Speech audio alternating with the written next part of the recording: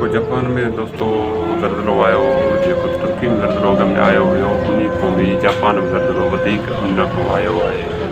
तव्हांखे मीडिया आहे ॾिसो, तव्हांखे मीडिया ॾेखारींदासीं जापान में ज़लज़लो कीअं आयो, उन नुक़सान कहिड़ा कहिड़ा थिया, तव्हां दोस्त जी ॾिसी सघो था वीडियो।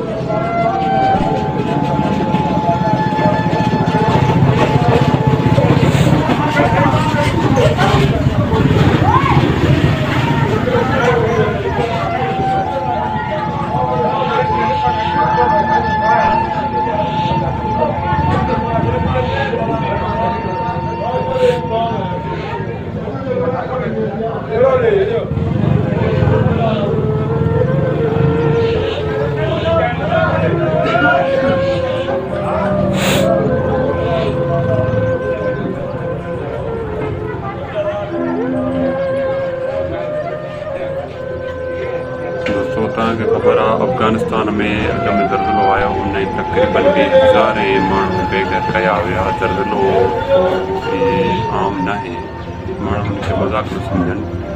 ज़लज़लो ख़ौफ़नाक ऐं डेंजरस ख़तरनाक आहे। ज़लज़लो माना ज़मीन खे जेके बि जायूं आहिनि उन्हनि खे सफ़ा ड्राए पट करे छॾींदो आहे। माण्हू बि केतिरा ई शहीद थी वेंदा।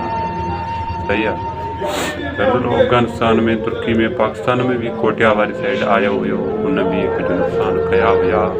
पहाड़ी इलाइक़नि में ज़लज़लो माना ज़्यादातर ईंदो आहे। पहाड़ी इलाइक़नि रेगिस्तान में न, ज़मीनी में भी न, पहाड़ जाते हुजनि उते ज़लज़लो वधीक ईंदो आहे। तुर्की में भी पहाड़ हुयो, अफ़गानिस्तान में भी पहाड़ हुयो, जापान में शायदि पहाड़ हूंदो जाते ज़लज़लो उते आयो। बसि अलाह जी कई, बसि अलाह खे ख़बर वधीक, अलाह खे पारता। दोस्त जेके भी आयो सब्सक्राइब कयो, सपोर्ट कयो, महिरबानी सॼी भाइनि जी।